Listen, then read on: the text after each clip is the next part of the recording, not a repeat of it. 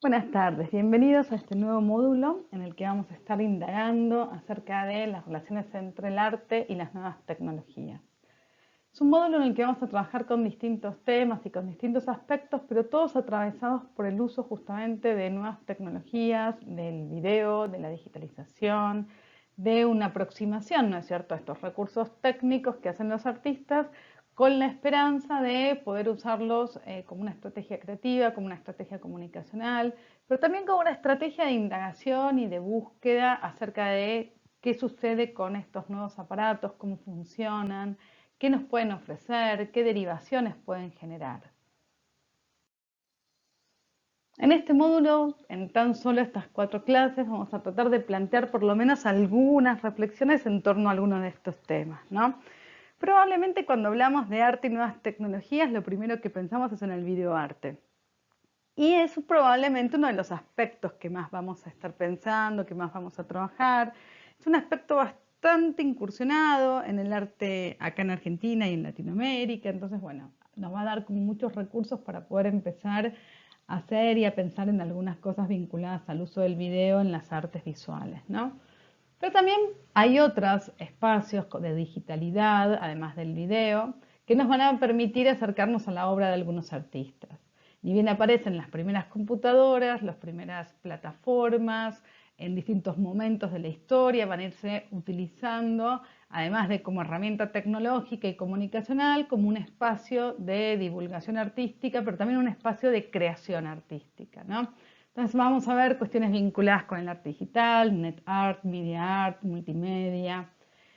Más ya acercándonos al terreno del cine, vamos a trabajar algo de cine expandido, found footage también, como para empezar a pensar cómo por ahí desde el propio recurso técnico del cine se puede empezar a pensar o a construir obra vinculada ya con un espacio más artístico o una reflexión más artística, ¿no?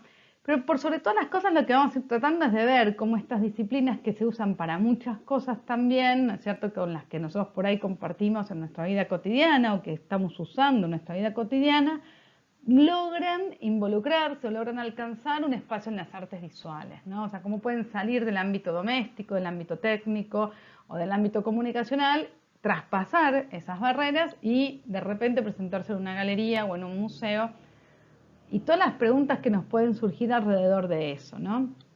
Y por último, en la última clase vamos a trabajar, aunque sea una mínima reflexión en relación al mapping, que es una acción que estamos viendo bastante repetitivamente en ámbitos por ahí muy publicitarios y de otro tipo de espacios más vinculados con las ferias, recitales y ese tipo por ahí de lugares donde se utiliza el mapping para la publicidad de productos, pero de repente vamos a tratar de ver algunos acercamientos desde las artes visuales o desde propuestas vinculadas a lo artístico, ¿no?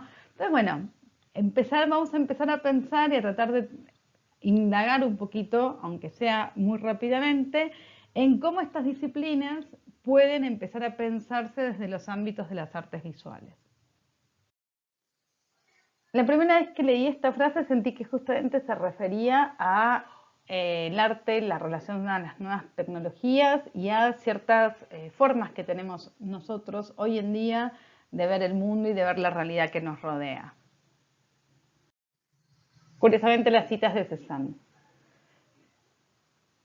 Y desde el primer momento me llamó la atención cómo esta sensación de que las cosas desaparecen con mucha rapidez y de que parte, digamos, de la búsqueda del arte es captar lo más rápido posible la realidad porque la siente como evanescente, es un sentimiento que nos acompaña desde hace mucho tiempo, ¿no? La realidad es que parte de los usos del video y de los nuevos dispositivos en relación al fenómeno artístico tienen un poco que ver con esto, ¿no? Buscar otros caminos, otras herramientas que nos permitan captar la realidad de una manera más rápida, captar la realidad con todo su movimiento, con todas sus variables, con todas sus facetas. O sea, hay como una necesidad de acercarse desde el arte a la realidad de otras maneras, ¿no? Nosotros vamos a establecer una diferenciación que es un poco difícil de sostener y a veces es un poco como generar compartimientos estancos donde se ordenan las cosas de manera muy prolija, pero que no son muy representativas de la realidad, ¿no? Vamos a hacer una diferencia entre cine, video y arte digital. Después nos vamos a dar cuenta, ni bien hagamos esta diferencia, nos vamos a dar cuenta de que las cosas se van cruzando.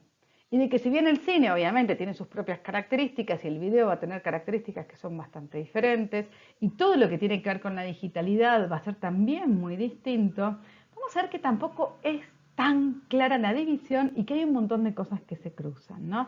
Pero bueno, en primer momento vamos a tratar de pensar cómo los dispositivos técnicos fueron condicionando las producciones artísticas y entendiendo que no es lo mismo hacer cine con toda la especificidad de su propia disciplina que hacer un video con una por ahí tecnología que se pensó directamente como una tecnología mucho más accesible a el común de las personas y ni que hablar de hacer video en los años 70 o hacer video hoy en día en donde cada uno de nosotros tenemos un celular en donde podemos filmar prácticamente todo lo que querramos y tenemos un montón de programas de edición a través de la digitalidad, podemos hacer todo tipo de efectos, filtros, y en programas que están diseñados hasta para pequeños niños, ¿no? Entonces realmente ha ido cambiando y hay como cruces entre lo que es el video magnético que había en la década del 70 y pensar en el video a través de los usos digitales, ¿no? Y ni que hablar de las plataformas, de todo lo que tiene que ver con redes, ni todo lo que tiene que ver con arte digital que circula a través de computadoras y que, bueno, va a tener como un público también específico, ¿no? Entonces, bueno, por un lado, acá tenemos técnicas que tienen su propia especificidad, que en algunos casos, bueno, son muy fáciles de manejar y en otros justamente todo lo contrario, son muy complejas y muy elaboradas. Y además tenemos públicos totalmente distintos y nosotros en este contexto que estamos viviendo es como que se ha hablado mucho, ¿no? De la dificultad de la virtualización de determinadas cosas, el acceso a la digitalidad, el acceso a las computadoras. Bueno, realmente no todos podemos acceder de la misma manera, ¿no? Entonces, bueno, hay como muchas cosas que son muy interesantes de pensar, además de las obras en sí, ¿no? ¿No? Como, bueno, todo lo que se construye alrededor de las obras y su circulación va a ser parte de lo que nosotros vamos a tener que pensar en este módulo. Vamos a empezar pensando también en las vanguardias, porque las primeras experimentaciones en cine van a surgir en las vanguardias. Las primeras experimentaciones con todo lo que es cinearte, primeras experimentaciones en relación al video, primeros usos de la televisión, pensando justamente en relación al video, van a surgir a principios del siglo XX, muy principios del siglo XX, y van a bueno, llamarnos justamente la atención por sus capacidades rupturistas, ¿no? Del uso, por un lado, de imágenes y de cuestiones formales que son realmente muy cercanas a las vanguardias, entonces son muy rupturistas para todo lo que es la tradición artística, pero también por un uso de la tecnología que era muy incipiente en ese momento y que deslumbra a algunos artistas y bueno, cómo empiezan a ellos a desarrollarla y a apropiarse de esta, ¿no? Entonces, bueno, empezamos pensando un poquito en relación a estos movimientos de las vanguardias, sobre todo los que estaban vinculados con la abstracción. Acá, bueno, les hice como un popurrí donde aparecen rayonistas, suprematistas, expresionistas, distintos artistas constructivistas, surrealistas. Bueno, son como un popurrí de imágenes como simplemente para que recuerden y, bueno, darle como un poquito de marco a la reflexión sobre la que queríamos empezar a pensar, ¿no? Es interesante que más o menos de una manera casi paralela, la fotografía empieza a establecerse y empieza a ganar autonomía y empieza a ganar espacio dentro de las artes visuales, pero también todo lo que tiene que ver con la posibilidad de pensar la imagen en movimiento. Y vamos a ver, bueno, algunas búsquedas que no tienen que ver específicamente con el concepto de cine que se venía trabajando, porque el concepto de cine siempre tiene que ver, hasta este momento, ¿no? Tenía que ver con una narración, para nosotros está muy vinculado de esa manera, la posibilidad de contar una historia, ¿no? Donde tenemos personajes con ciertas capacidades de mostrarlos de manera psicológica, de indagar en su interioridad. Bueno, hay un montón de cuestiones que tienen que ver propiamente con los modos en los que el cine fue organizándose de manera narrativa. Pero de repente vamos a encontrar artistas que se apropian de estos recursos para poder empezar a construir un corpus de obra que mezcle esta sorpresa por la tecnología con este tipo de modos de construir las formas. Vamos a empezar con Marcel Duchamp, que la verdad que es un artista que da pie para tantas cosas del arte contemporáneo, de todas las cosas que estamos atravesando nosotros hoy. Y ahí lo ven con su alter ego, en una foto de Man Ray, como Rose en la Vie. Rose en la Vie es el alter ego femenino de Duchamp, donde él trata como justamente de pensar y de ver la vida de una manera distinta a través, ¿no?, de como la puesta en escena de su yo femenino, ¿no? Entonces a través de algún vestuario, sombrero, algo de maquillaje, una peluca, Marcel Duchamp se presenta como mujer como en un juego de identidades, ¿no? Y algunas obras las hace Rose Lavie. Como por ejemplo, en este caso, Duchamp como Rose Lavie va a realizar con Man Ray y con Marc Allegret una obra que se llama Anemic Cinema, que está muy vinculada con el arte óptico. El video está en YouTube, lo pueden acceder sin ningún problema. Es un poquito largo para verlo acá, pero es ese círculo que gira, cada tanto aparece un texto de un poema con una música muy repetitiva y el círculo gira de una manera hipnótica, ¿no? Donde siempre el juego de colores es blanco y negro. Por eso realmente tiene mucho que ver con el arte óptico, pero estamos en 1926, o sea, empiezan en 1924 y terminan, ¿no? Se presenta en 1926, cuando realmente todavía está la abstracción o los movimientos abstractos están en un momento bastante incipiente. Duchamp realiza una obra muy interesante y que es una repetición de una figura que gira, ¿no?, vinculada con el poema. Por eso les digo, no tiene nada que ver con el cine más allá de los dispositivos que se hayan usado y no tiene específicamente que ver con los modos narrativos que la gente en 1926 podía esperar encontrarse en el cine, ¿no?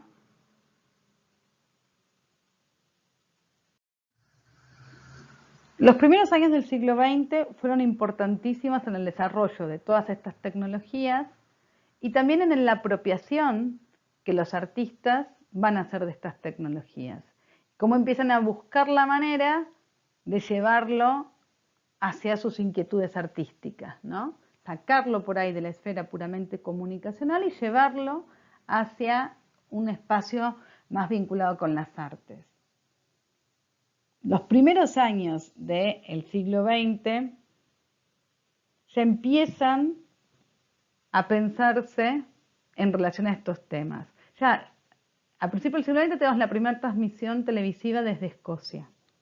Y automáticamente, en muy poco tiempo, en menos de 20 años, se empieza a usar la tecnología en distintos lugares. La BBC, por ejemplo, empieza a hacer transmisiones, rápidamente van a empezar también a hacerse en Francia, y llega muy rápido, muy rápido a Alemania. En el año 36, por ejemplo, Alemania logra transmitir por televisión los Juegos Olímpicos. Todas estas reflexiones acerca de la posibilidad de comunicar y de transmitir imágenes en la televisión son muy importantes para nosotros porque empieza también a pensarse justamente en la masividad de estos dispositivos.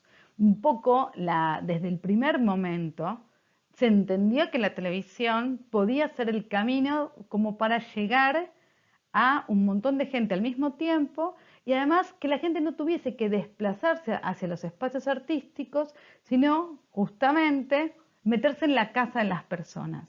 En muy poco tiempo se entendió esto, cuando ni siquiera tenían la capacidad de producir las televisiones para que haya en cada casa, ya se estaba pensando que era una tecnología que iba a poder acompañar a las personas en su vida cotidiana, ¿no? O sea, hubo como una visión muy clara acerca de cuál podía ser el rol de la televisión desde prácticamente los primeros años en que empezó a experimentarse con esta, ¿no? Entonces, claro, los artistas que nosotros vamos a trabajar, todo esto pesa un montón.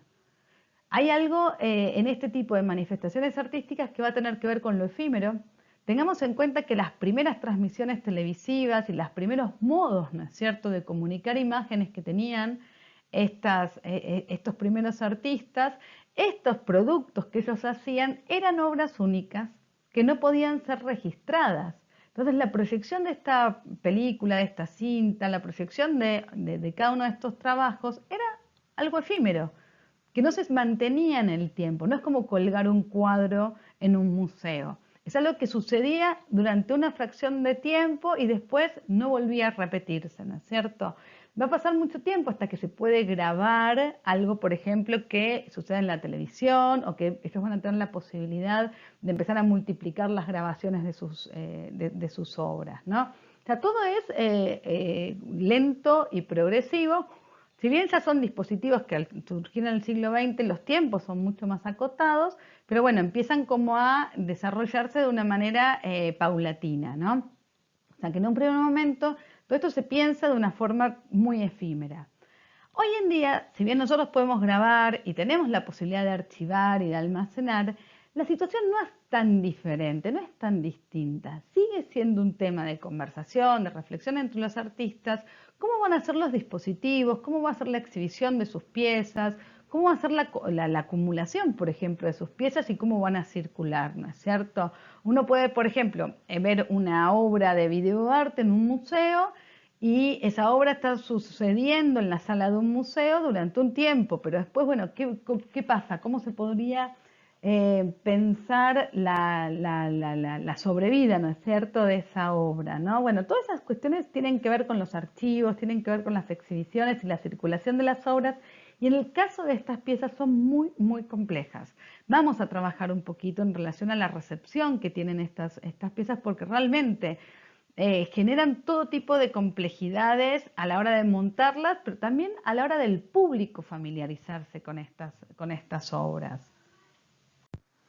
Bueno, acá tenemos el caso de Walter Ruttmann, uno de los probablemente cineastas alemanes más importantes, que empieza a trabajar con cine abstracto, ¿no? O sea, que es interesante en este sentido porque se corre totalmente de esa idea de la narración, de los actores, esa relación que el cine establece con la narración de una historia, ¿no?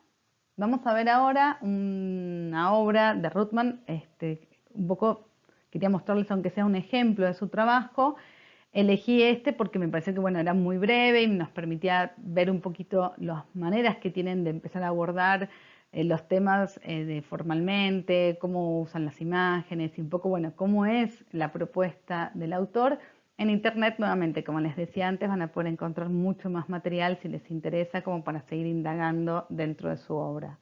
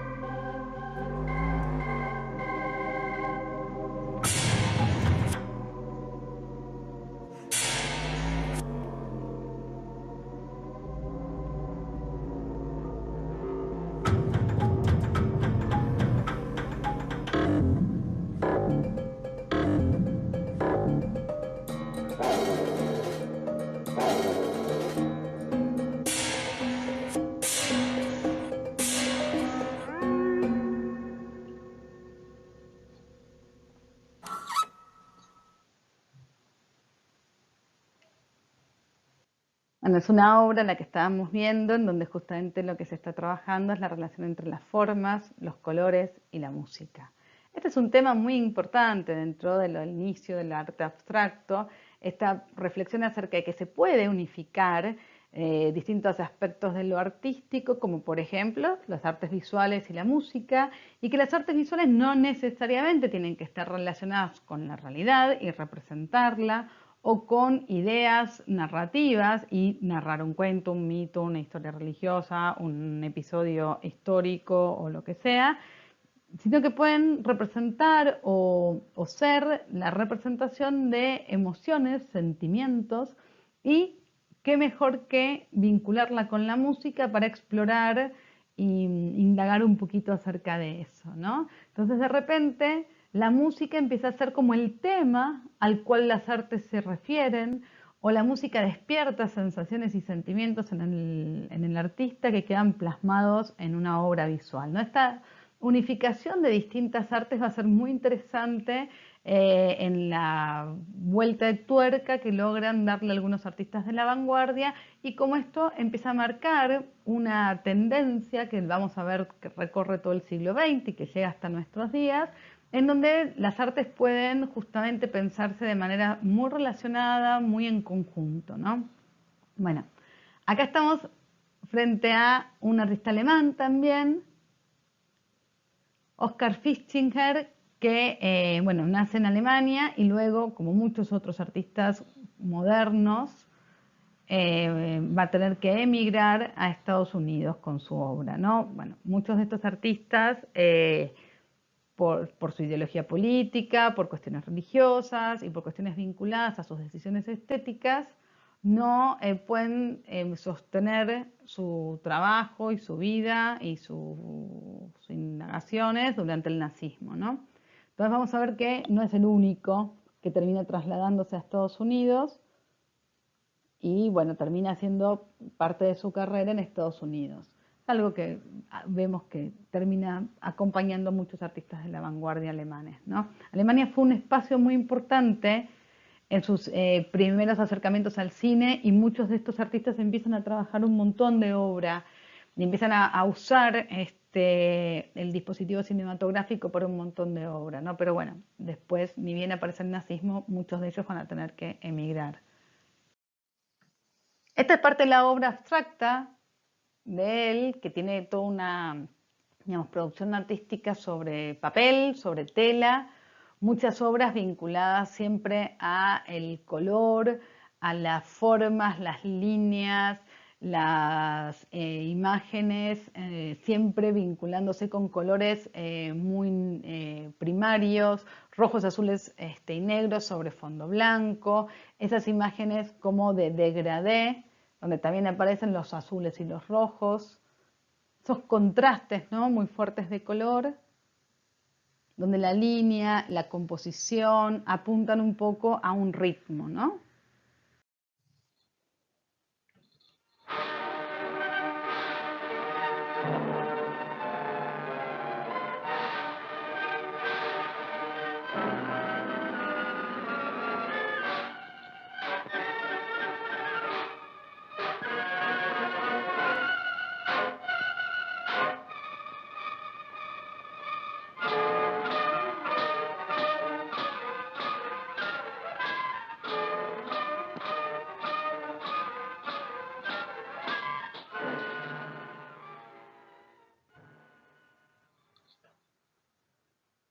Bueno, son experimentaciones que tienen mucho que ver justamente con la técnica, ¿no? Empezar a indagar cómo funciona la técnica y que son como muy de búsqueda, de juego, de tratar como de buscar la manera de transmitir cierta idea, cierto sentido, ¿no?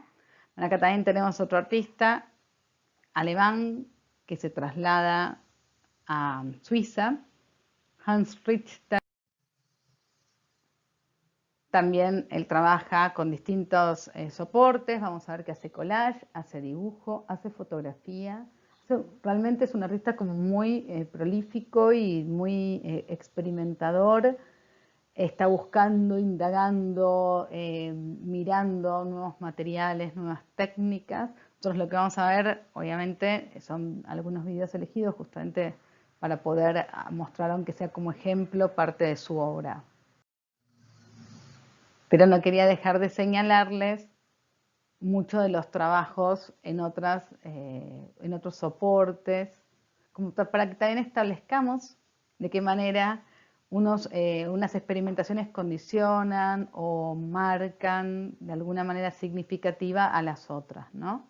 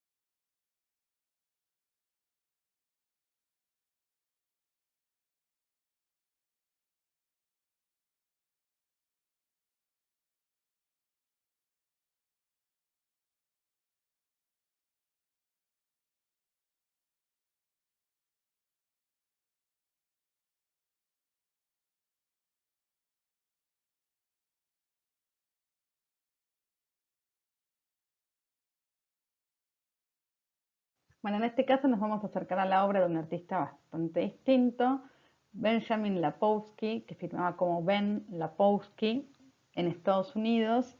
Él es matemático como formación y como primer carrera y empieza lentamente a través de las matemáticas a vincularse con el mundo artístico. Y es el primer creador de imágenes hechas con gráficos sacados de una muy primitiva computadora, utilizando un osciloscopio como medio para poder generar esta sensación de movimiento que queda registrado en estos gráficos, ¿no? Para construir este tipo de imágenes. Son imágenes que, bueno, tienen mucho que ver con estas búsquedas e indagaciones del mundo del arte abstracto, de la abstracción, pero además cierta rigurosidad, cierta sistematicidad vinculada con el mundo de los gráficos por computadoras, de cálculos matemáticos de un nivel de exactitud muy minuciosa. O sea que si bien juega un poco con estas formas y los movimientos que generan estas formas, las relaciones entre la superficie, el fondo, la figura y todo ese tipo de cuestiones que están vinculadas con un acercamiento muy artístico, el que conoce puede ver atrás de estas formas un cálculo matemático, un acercamiento a la máquina, el ingreso de datos, bueno, todo lo que implica ese proceso de realización, ¿no? O sea que tenemos como dos niveles de acercamiento a estas obras. Un nivel puramente estético, contemplativo, en el cual podríamos por ahí, si no conocemos, si no sabemos, simplemente disfrutar de las obras por su perfección, por su capacidad estética. Y otro nivel en el cual podemos vincularla con otras disciplinas. Y empezamos a pensar, bueno, cómo las matemáticas y la digital, y todo lo que tiene que ver con las computadoras y todo lo que tiene que ver con la relación entre las matemáticas y las computadoras pueden ser abordajes estéticos o pueden permitir abordajes estéticos, ¿no? O sea, como que tienen dos niveles de acercamiento que son bastante diferentes y que son enriquecedores los dos, que son interesantes los dos y que pueden, bueno, ayudarnos a construir todo un disfrute acerca de una obra por dos caminos distintos.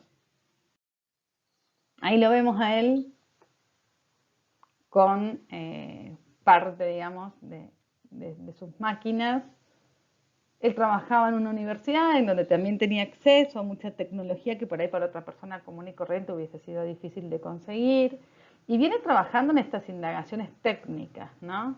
A las que, bueno, le logra encontrar un sentido estético muy, muy hermoso y que realmente, ¿no? Lo acercan a todas las búsquedas y construcciones que estaba haciendo el arte abstracto. Lo que pasa es que también si nosotros más allá de contemplar las obras de arte abstracto de las vanguardias nos ponemos a indagar un poco cuáles son los principios y cuáles son las motivaciones que los llevan a ellos a acercarse a las formas de estas maneras, nos vamos a dar cuenta que muchos de estos artistas y muchos de estos grupos tienen un fundamento científico y tienen toda una raíz científica muy fuerte, ¿no? El rayonismo, el suprematismo, el constructivismo, tienen una raíz que está vinculada con lo que nosotros llamábamos ciencias duras antes, que entendíamos como muy distanciadas de las expresiones artísticas, ¿no? Y son probablemente los artistas abstractos uno de los primeros en volver a pensar en la unificación de estos dos mundos, ¿no? Que claramente con el aparecimiento de las tecnologías va a necesariamente obligar a los artistas a moverse con la mayor soltura posible dentro de estos dos ámbitos. Acá estamos en Escocia, el lugar donde se hizo la primera transmisión televisiva, un lugar realmente que ha tenido como un desarrollo en lo que tiene que ver con los usos de las nuevas tecnologías muy, muy marcado y fuerte. Y nos encontramos con este tipo de imágenes que se hacen raspando la superficie del negativo, ¿no? Él trabaja con negativos a los que va como tallando y apareciendo distintos colores por dentro. Es un trabajo muy minucioso y muy artesanal. Y después tiene sus otros trabajos que vamos a ver ahora, dos pequeños ejercicios, los más cortitos que encontré como para no demorar tanto. Nuevamente les repito, pueden acceder a más material en internet, van a encontrar mucho material que les va a permitir, bueno, ver otros acercamientos, algunas otras de las obras hechas por los artistas por ahí un poquito más largas y que les va como a permitir indagar un poco mejor.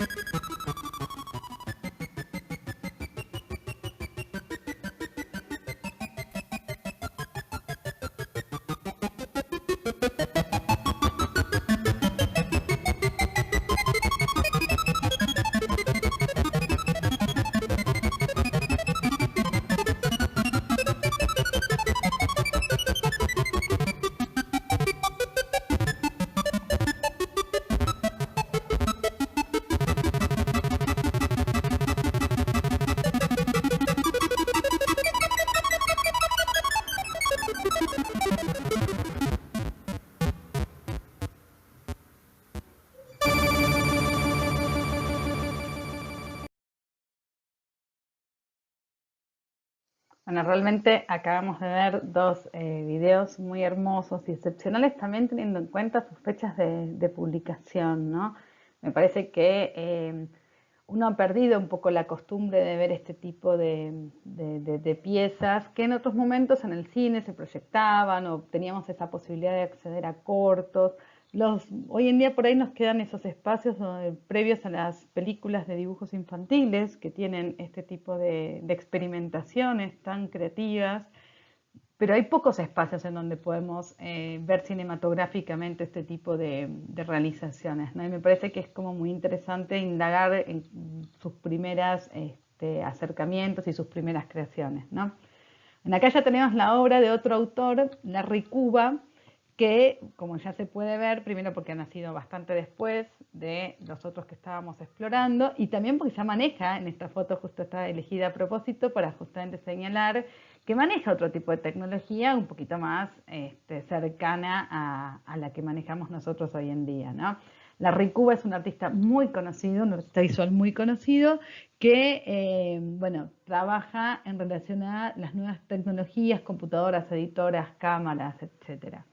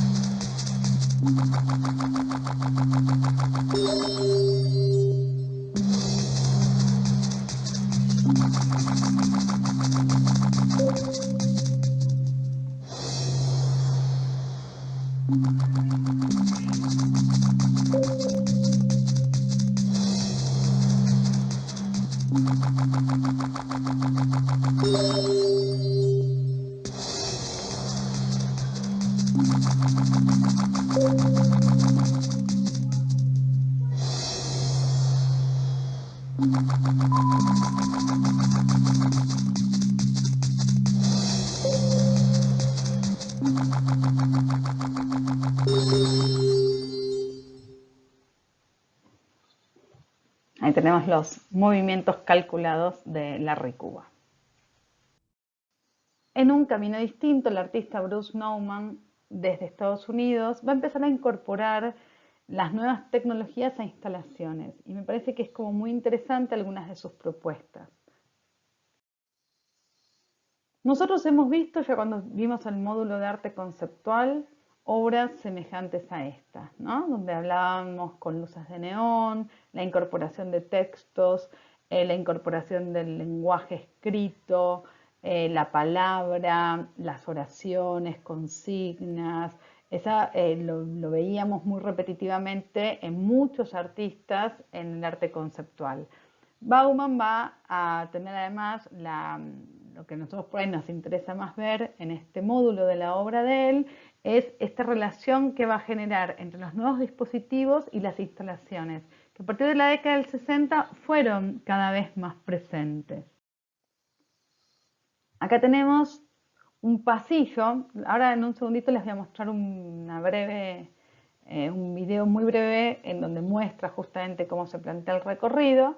Este es un pasillo muy estrecho que se genera entre dos paneles blancos y en el fondo de este pasillo estrecho encontramos dos monitores. A medida que nos acercamos vamos descubriendo que la imagen que aparece en esos dos proyectores es nuestra propia imagen.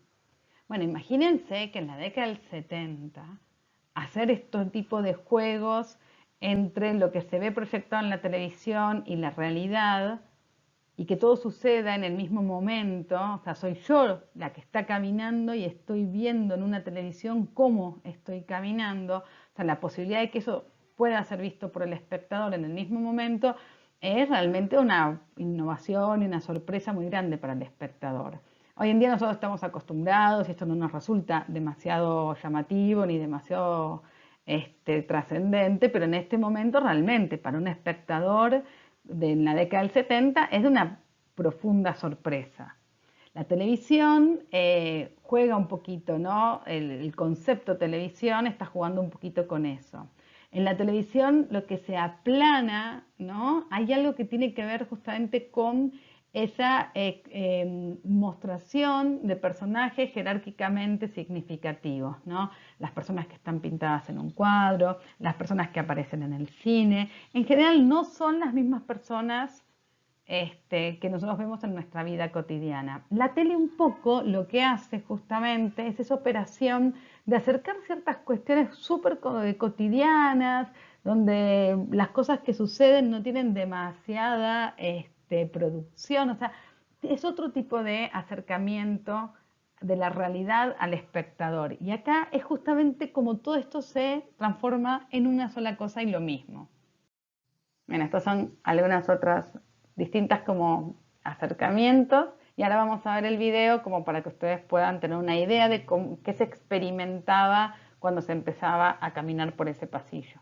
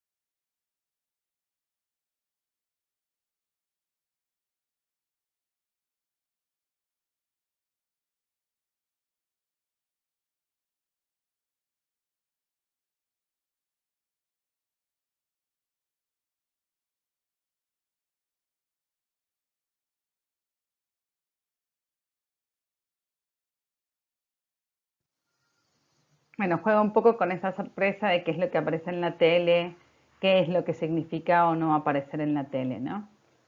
Acá estamos viendo una imagen de la primer videocámara portátil de 1967, la Portapac de Sony, que es portátil hasta ahí, ¿no es cierto? Había que ir con la cámara y después una pequeña valija que era muy pesada. En general, estas cámaras que si bien se publicitaban como portátiles, ligeras, livianas, sumamente cómodas, debían ser operadas por dos personas, una persona que iba cargando como la pequeña maletita donde estaba la cinta y la otra que llevaba la cámara.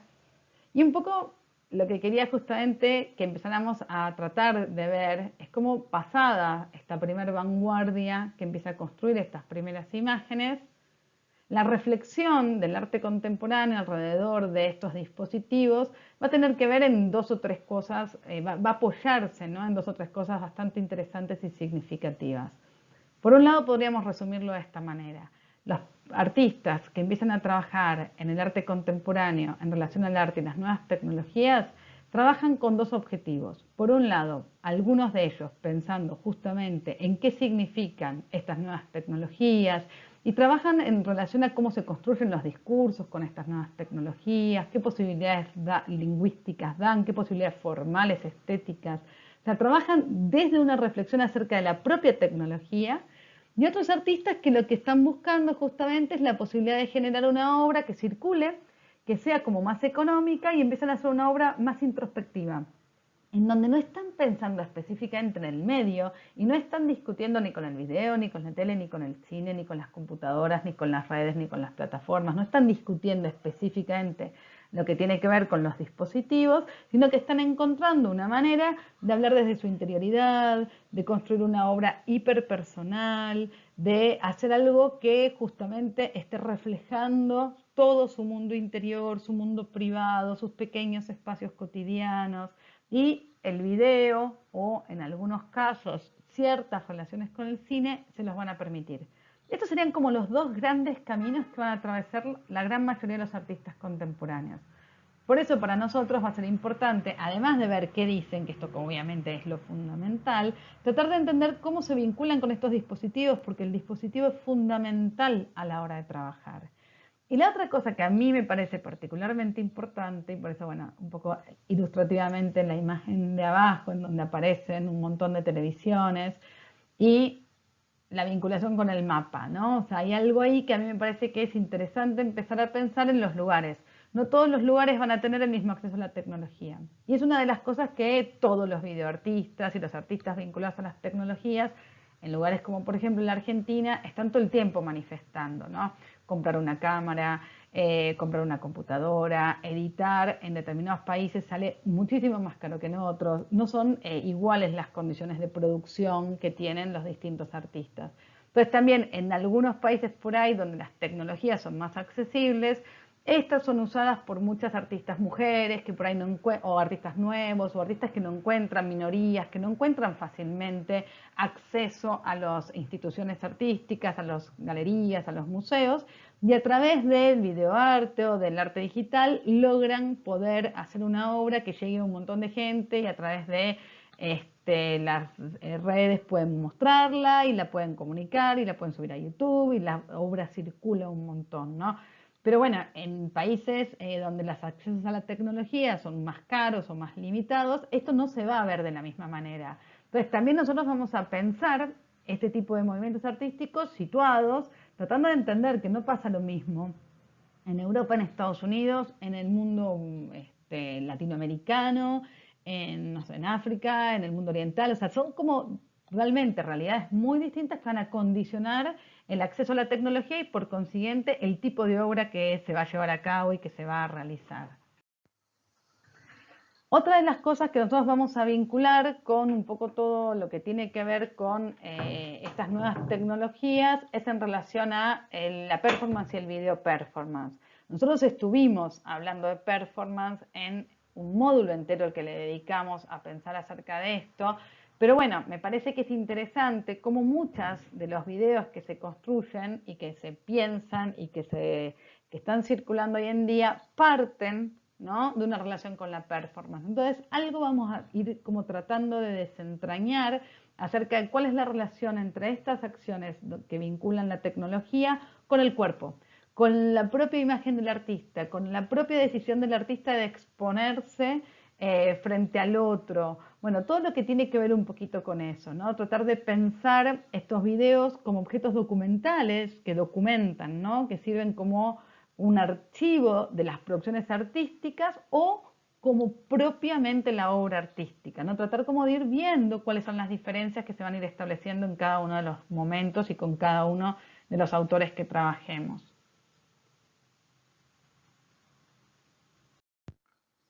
Otro gran tema para nosotros va a tener que ver con los espacios de exhibición. Así como pensamos la tecnología y la tratamos de situar en distintos contextos y distintos lugares, y pensamos en el artista y lo tratamos de pensar la obra en relación al artista, no podemos dejar de lado otras dos variables terriblemente importantes que son los espacios de exhibición y cómo estos espacios van a tener que prepararse para exhibir un tipo de obra muy compleja para la cual no han sido diseñados, sobre todo los museos. Encontramos, por ejemplo, que los museos hasta tienen que repensar todo su cableado eléctrico, tienen que repensar un montón de cuestiones vinculadas a enchufes, dispositivos, cuántos cañones, cuántas pantallas, cuántos proyectores. Bueno, cambió totalmente la exigencia que se le pide a las instituciones, que antes simplemente colgaban un cuadro, o sea, necesitaban un martillo y un clavo en la máximo despliegue que se podía hacer, era incorporar nuevos paneles, pintarlos de algún color en particular, modificar un poquito la iluminación. Pero bueno, realmente no se le exigía a las instituciones cambiar totalmente su estructura, su forma, su formato interno para poder contener las obras de arte que iban surgiendo. Bueno, las obras de la vanguardia ya empiezan a generar, hay que dar cierta tensión con los espacios de exhibición y ni que hablar del arte contemporáneo, ¿no? Pero dentro de todas estas manifestaciones artísticas, la que más pone en evidencia todas las falencias de las instituciones son las que usan nuevas tecnologías, ¿no? O sea, que necesitan que las instituciones respondan con cambios que son costosos, que son complejos, que requieren a veces obra, ¿no? O sea, muy difícil de realizar y muy difícil de pensar. Es difícil de pensar en los museos, que son instituciones de cambio lento y que son instituciones por ahí que están colocadas en edificios que ni siquiera fueron pensados como museos y menos como museos contemporáneos. Pero también es difícil para las pequeñas galerías o los centros culturales o los centros de exposición artísticas, ¿no? O sea, realmente armar una exposición de video implica, o una exposición de arte digital, de cine, artístico, bueno, todo lo que tiene que ver con arte y nuevas tecnologías implica un despliegue económico, técnico y organizativo enorme, ¿no? Y como cuarto aspecto que me parece sumamente interesante, estar siempre pensando, ¿no? En cada obra que veamos, tratar como de ir tensando, ¿no? Cómo funcionan juntas estos cuatro aspectos, ¿no? Como decíamos, la técnica, el artista, los espacios de exhibición y por otro lado el público. El público se va a enfrentar a unas obras que no le resultan demasiado cómodas. Las obras de todo lo que tiene que ver con videoarte, cinearte y artes y técnicas y nuevos dispositivos, en general no son obras cómodas para ver para el espectador. El espectador muchas veces ve estas imágenes proyectadas con sonido en el medio de una sala donde hay otras cosas y le cuesta concentrarse. Exigen un detenimiento para el cual el espectador no necesariamente está preparado. Nosotros tendemos a recorrer las salas circulando y cuando algo nos llama la atención nos detenemos unos segundos más. Pero, por ejemplo, un video implica que estemos 4, 5 minutos, en algunos casos más, viendo una imagen proyectada en una pared. A veces no tenemos cómo sentarnos, la vemos parados, nos resulta incómoda. A veces entramos a una sala donde se está proyectando un video y no sabemos si lo vimos desde el principio o no. No sabemos si es importante verlo desde el principio o no. Entonces no sabemos si tenemos que salir y esperar a que vuelva a empezar. Muchos de estos videos se transmiten en una especie de loop infinito durante todas las horas que está abierta la muestra. Entonces nos cuesta enganchar el momento en el que empieza y siempre nos genera como una cierta sensación de incomodidad, ¿no es cierto? Porque no sabemos bien cuál es el lugar que nosotros debemos ocupar como espectadores y de alguna manera de qué forma comportarnos frente a esto, ¿no? La mayoría de la gente lo mira un segundo y ya después siente como cierta incomodidad y se retira, sigue avanzando por otras obras. Y bueno, todas esas cosas son interesantes para pensar para los artistas y son interesantes para pensar para nosotros desde un acercamiento como más teórico a estas disciplinas, ¿no? Cómo juega el espectador y cómo se siente involucrado el espectador, cómo se siente llamado el espectador para acceder a estas obras, ¿no? El otro día también, justamente hablando con un artista de videoarte, justamente ella comentaba que son ásperos los videos. Esa es la palabra que usaba Leticia Obeid. Son ásperos, son difíciles de acceder, muchas veces son como poco amables con el espectador y vamos a ver cosas que realmente son muy repetitivas, no le encontramos fácilmente sentido y bueno, exigen un tipo de espectador un poco más paciente y que se tomen por ahí la molestia de demorarse frente a algunas de estas obras. Entonces vamos a estar tratando nosotros justamente de triangular un poco estas cuatro ideas, estas cuatro cosas que me parece que construyen una posibilidad de comprensión, cuando las ponemos todas a jugar, ¿no? Construyen una posibilidad de comprensión acerca de un fenómeno que si bien es muy contemporáneo, surge a principios del siglo XX, que si bien es muy contemporáneo y cada vez lo es más, porque cada vez nosotros nos familiarizamos más con estas tecnologías, sigue resultándonos extraño, sigue resultándonos como difícil de acceder, difícil de indagar, y por más que ya lleva más de 100 años, sigue generando desconcierto, por lo menos en los espectadores y también en los espacios institucionales de exhibición. Bueno, esto es simplemente como ejemplos, como para que pensemos en las dificultades técnicas, ¿no? que producen las dificultades de exhibición, ¿no? Que producen este tipo de ejercicios y este tipo de acciones. Uno de los primeros movimientos de arte contemporáneo que estuvo trabajando en relación a estos nuevos acercamientos y coqueteos con las nuevas tecnologías fue el grupo Fluxus. Nosotros hablamos del grupo Fluxus sobre todo cuando vimos performance. Dentro de los artistas que estuvieron trabajando en el grupo Fluxus, nosotros en este módulo vamos a pensar en la obra de Nam June Paik. Nam June Paik es un artista conocidísimo, importantísimo, y es como un referente obligado para empezar a indagar un poco acerca de todos estos movimientos. Cuando nosotros vimos o mencionamos al grupo Fluxus, hablamos un poquito de John Cage, brevemente de Alan Caprow, y nos detuvimos un poquito más en Joseph Beuys y Yoko Ono, que los trabajamos específicamente en el módulo de performance. Ahora, bueno, nos interesa por ahí sobre todo la obra de Nam June Paik, que también es parte del grupo y trabaja en relación a la sorpresa y la maravilla que le produce la televisión. Ese es como el eje de toda su obra. Acá la tenemos a Nam June Paik montando sus televisiones. Y acá, bueno, algunas de sus pequeños videoobjetos, videoesculturas, que en realidad son ensamblajes de objetos existentes. Acá tenemos una esculturita de tipo souvenir que representa el pensador de Rodin, mirando un Watchman, que sería una especie de dispositivo que en la década del 80, en vez del Walkman, este sería un dispositivo móvil de reproducción de imágenes, ¿no?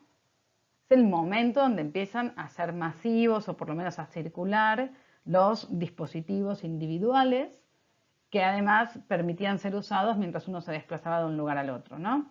En vez de estar escuchando música en tu casa con toda tu familia, vos podías usar música con auriculares. En vez de ver la tele con toda tu familia, vos podías ver en este pequeño dispositivo, en una pequeña pantallita, cómo es un acercamiento personal.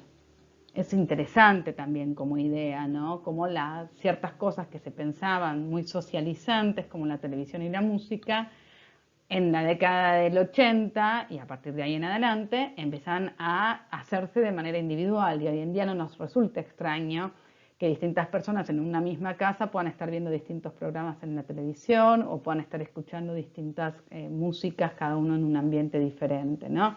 Pero estas eran cosas impensables a principios del siglo XX, o sea, era como algo realmente que no se hubiera podido ni siquiera concebir. Entonces estos dispositivos portátiles y personales eran muy llamativos. Y se engancha mucho, bueno, con la idea de la escultura tan reconocible para los espectadores, que además es la imagen del pensador. Y bueno, con todos estos sentidos, él construye una obra que es interesante, que nos empieza como a hablar y a abrir un montón de reflexiones acerca de la tele, ¿no? Obviamente, ni qué decir, esta imagen ha ilustrado muchos textos sobre la televisión y sobre la relación entre el ser humano y la tele, ¿no?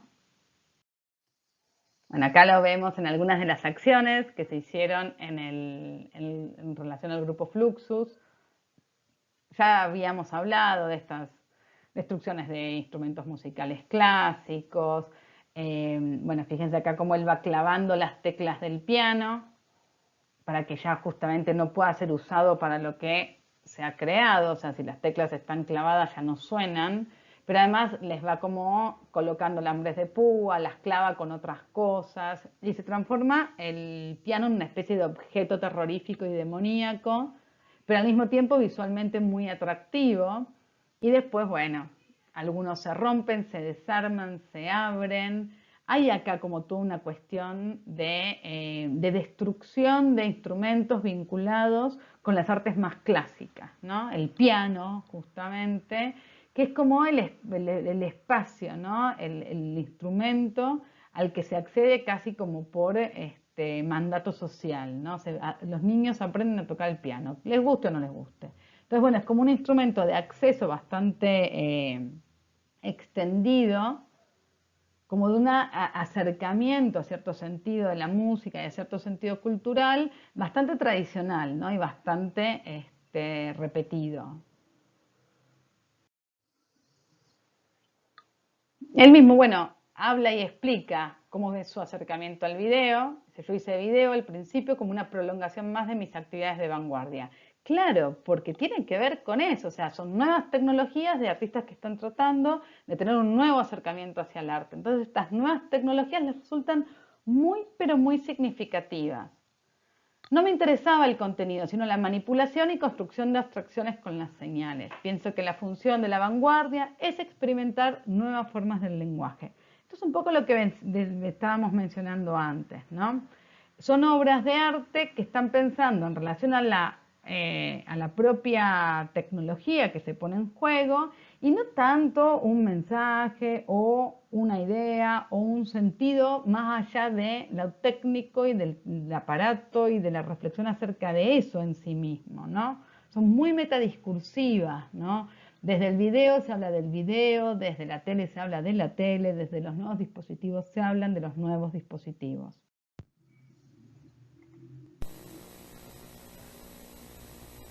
This is a glimpse of a video landscape of tomorrow, when you will be able to switch to any TV station on the earth, and TV guides will be as fat as the Manhattan telephone book.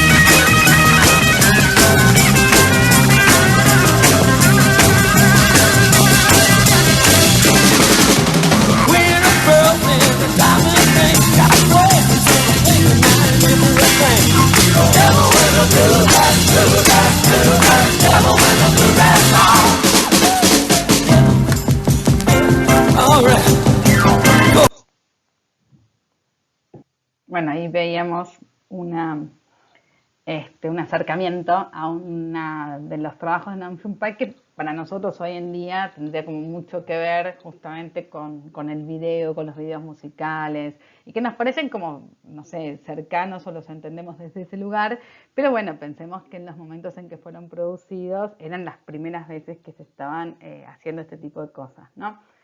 En 1965, Nam June Paik va a hacer un trabajo muy interesante, el cual prácticamente no hay registros, que es grabar desde un taxi la visita que el Papa hace a Nueva York. Y bueno, él piensa justamente en estas nuevas posibilidades que le brindan los nuevos dispositivos como el camino que va a seguir el arte de aquí en el futuro. Y él casi como que no imagina una posibilidad de pintura, ¿no? En el arte contemporáneo. Finalmente la historia demuestra que Nam June Paik se había equivocado, pero bueno, más allá de eso es interesante ver como la sorpresa y casi como acercamiento muy casi como en exclusiva que le producen las nuevas tecnologías a muchos de estos artistas, ¿no? Plantea justamente esto, dice, del mismo modo que la técnica del collage ha desbancado la pintura al óleo, que bueno, nosotros ya a esta altura sabemos, ¿no?, que esto finalmente no sucedió, pero fue una expectativa que tuvo la vanguardia en algún momento. El tubo de rayos catódicos sustituirá al lienzo. Lo que me parece también interesantísimo de esto es que ya ni siquiera tenemos tubos de rayos catódicos, pero seguimos teniendo lienzos, ¿no? Eso es interesante también de pensar. Parte de las dificultades y de las cuestiones que nos van a generar estos acercamientos con tecnologías y vinculaciones con el arte es que las nuevas tecnologías cambian. Y un VHS que se hizo hace 20 años no tendríamos ni siquiera dónde pasarlo el día de hoy. La mayoría de las casas, si se compraron una obra, ¿no?, en video que se vendió en esos dispositivos, hoy en día no tiene ni cómo verla. Si nosotros compramos una obra que en vez de un VHS se grabó en un CD, probablemente tampoco tengamos cómo verla hoy y muchas de las nuevas computadoras ya no tienen como para pasar CDs. Entonces son de estas nuevas tecnologías, duran muy poco, son muy efímeras. Y muchas de estas obras realmente, eso nos va a pasar un poco con el arte el arte digital o ciertas cuestiones que están pensadas directamente para ser construidas y vistas en computadoras, duran poco tiempo y por ahí en un primer momento la gente no tiene los aparatos porque son muy nuevos y la gente todavía no tiene masivamente los dispositivos para poder ver las obras. Y lo que pasa es que al poco tiempo la gente ya los accede a tenerlos y al poco tiempo los vuelve a dejar de tener porque ya pasaron de moda y han sido reemplazados por otros, ¿no?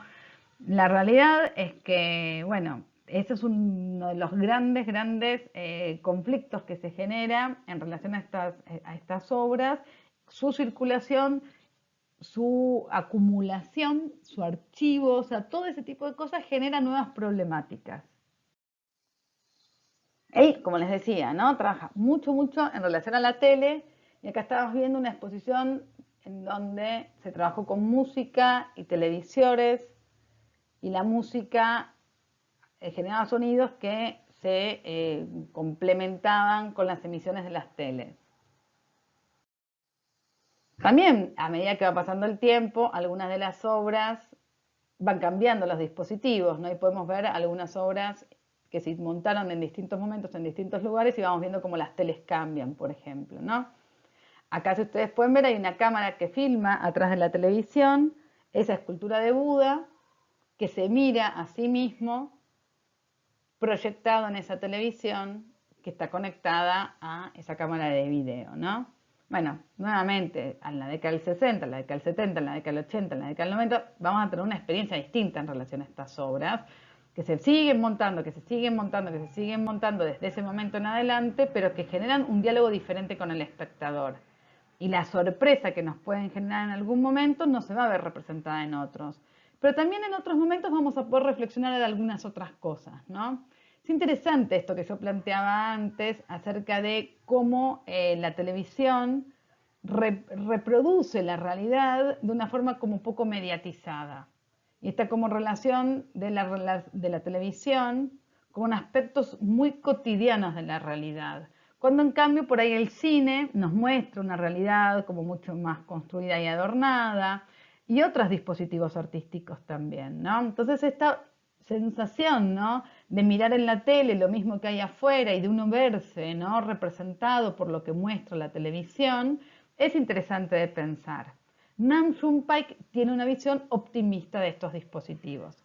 Hoy en día, bueno, nosotros ya ni la tele significa lo que significaba antes. No sé cuántos de ustedes ven tele de aire, cuántos vemos tele de cable, cuántos vemos tele on demand y vemos en el aparato televisión otras cosas que no son específicamente canales de televisión, ¿no? Muchas veces lo que vemos son películas que elegimos ver o series que elegimos ver cuando queremos. Ha ido cambiando muchísimo nuestra relación con la televisión. Y eso sucedió muy rápidamente. Nosotros somos parte de una generación que cuando empezó a acceder a la tele, cuando éramos niños y accedíamos a la tele, había una cantidad acotada de canales que pasaban una cantidad acotada de horas al día emisiones, ¿no? Y que de noche aparecían las franjas y terminaba la televisión.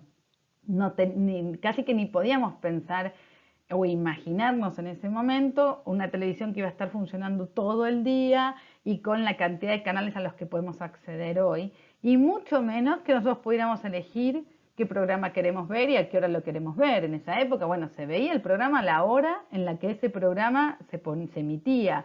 Y tampoco existían los dispositivos para grabar, ¿no?, esos programas en la década del 70, por ejemplo, en la década del 80, y se van a ir masificando lentamente la posibilidad de grabar un programa de la tele. Bueno, van a ir siendo cosas que empiezan a volverse cotidianas en nuestra misma generación, ¿no? Por eso me parece interesante que estas obras han ido cambiando tanto con el tiempo su sentido, pero no dejan de llamarnos la atención y hacernos reflexionar acerca de lo que significan en cada momento estos dispositivos. Bueno, esta es otra obra muy interesante que él hace acerca de una figura que construye con pedazos que le han ido sobrando, que ha ido encontrando, que se llama K456. Y bueno, va a tener como toda una relación con este robot al que maneja por control remoto. A la foto de arriba, fíjense que está Joseph Beuys. En la foto de abajo, Charlotte Moorman está tocando música y el robot está haciendo algunos movimientos que tratan de reflejar algún tipo de relación con la música. Es un robot muy simple, ¿no? Muy sencillo, no tiene grandes pretensiones. Acá vemos cómo termina la vida del robot siendo aplastado por un auto. Y eso, bueno, va a ser todo registrado y filmado, etc. También es interesante todo lo que tiene que ver, que eso hoy en día lo van a trabajar mucho otras artistas vinculadas por ahí, no nos vamos a ir tanto por ese lado, pero hay artistas que por ahí lo trabajan vinculadas con el feminismo, vinculadas con profundas reflexiones en torno al cuerpo, acerca del cyborg, ¿no? O sea, de esas construcciones que realizan los seres humanos, que a través de la tecnología simulan o emulan a los seres humanos. Es un tema bastante interesante que hoy en día hay muchas artistas, sobre todo artistas mujeres, que lo están trabajando. Bueno, de alguna manera la obra de Nam June Paik en la década del 60 preanuncia algunas de estas reflexiones acerca de el robot, la relación del robot con el cuerpo de un ser humano. Fíjense que mantiene un mismo esquema corporal, cabeza, tronco, brazos, piernas, cuando en realidad podrían haber sido de esta manera. Bueno, todos los vínculos, ¿no?, de cercanía que podemos encontrar entre el cuerpo humano y el cuerpo de un robot. Y estas son probablemente las instalaciones más conocidas, en donde Nam June Paik va a jugar con plantas y televisores que están prendidos con esa luz catódica, ¿no?, esa luz blanca, esa luz con una coloración que es tan conocida para nosotros, mezclada con plantas, vegetales vivas, naturales, y como relación entre lo vivo y lo muerto, la frecuencia, ¿no es cierto?, de la televisión, de la pantalla de la televisión en relación a la vida de una hoja, de una planta y estos jardines que va creando, ¿no? Va transformando la televisión no solo en un objeto utilitario, sino también en un objeto decorativo. La tele con su brillo va a ser considerado como un objeto bello, ¿no? Por eso les menciono que Nam June Paik tiene una visión profundamente optimista con respecto a la televisión. No contempla ninguno de los problemas que ya en estas épocas se empezaban a anunciar acerca de la relación con el dispositivo, la caja boba, cierta hipnosis que genera la televisión con los espectadores, ¿no?, con nosotros, un diálogo como muy unilateral en donde la tele produce contenidos y uno simplemente actúa como receptor de esos contenidos. Bueno, todas esas críticas que se le empiezan a hacer a la tele o al dispositivo televisivo o a la comunicación por medio de la televisión, Nam June Paik no la ve como un problema, realmente él tiene una mirada como muy lúdica acerca del aparato, como decíamos, optimista, acerca de los contenidos y de los vínculos y de los usos que la televisión puede tener en nuestra vida cotidiana, ¿no? Para él es interesante, es sorprendente y es maravilloso. Y en todas sus obras lo que nosotros podemos ver es un profundo entusiasmo. Bueno, en distintos lugares las monta de distintas maneras, más plantas, menos plantas. La obra es bastante comprensible. Fíjense que las teles van cambiando a medida que va pasando el tiempo, etc. Acá podemos ver una instalación con televisores, plantas, caireles, que forman una lámpara de pantallas, el video chandelier número 10, realizado en 1991, es justamente, como mencionábamos, una concepción de la pantalla televisiva como objeto decorativo y de esa luz blanca azulada, ¿no? Esa luz tan fría que proyecta la pantalla y tan fácil de identificar y de reconocer, como una fuente de luz, ¿no? O sea, no tienen ninguna connotación negativa ni ninguna connotación de futuros apocalípticos ni nada que se le parezca, ¿no? Para él es pura belleza el aparato en sí, ¿no? O sea, le llama la atención, le resulta atractivo y le atrae el propio aparato televisivo, la propia caja de luz le resulta interesante. También lo que produce esa caja de luz y los contenidos que se generan a partir de ella, ¿no? Kubota es una artista japonesa que fue pareja también de Nam June Paik y que trabaja algunas cuestiones vinculadas al video. Yo les traje algunas obras, una obra en particular, como para por lo menos hacer una mención de su trabajo, una obra que me parece como muy interesante. Estuvo muy vinculada a la performance, ella trabajó mucho performance, por ahí es más conocida como artista de la performance, pero también hizo algunos acercamientos al video. Dentro de la performance, esta probablemente ha sido la obra más significativa, Vagina Painting. Ella, bueno, en su vagina ponía pintura y al ir caminando, agachándose, iba dejando una marca de pintura. Imagínense esto en la década del 60, ¿no? En 1965 la hace por primera vez y fue profundamente movilizante para los espectadores y obviamente desconcertante, ¿no? Toda una reflexión acerca de una manera de naturalizar las cuestiones orgánicas femeninas, la menstruación, el cuerpo. Bueno, acá está hablando de muchas cosas que son sumamente importantes y significativas para los movimientos feministas a partir de la década del 60, ¿no? Y la obra vinculada con el video que quería que viéramos nosotros es esta, que se llama Duchampiana, desnudo bajando una escalera. Y es una escalera justamente donde se ven 4 televisores incrustados que proyectan un video de un cuerpo desnudo que estaría justamente bajando la escalera. Es una obra profundamente literal, pero que está citando a un artista muy importante, de las vanguardias.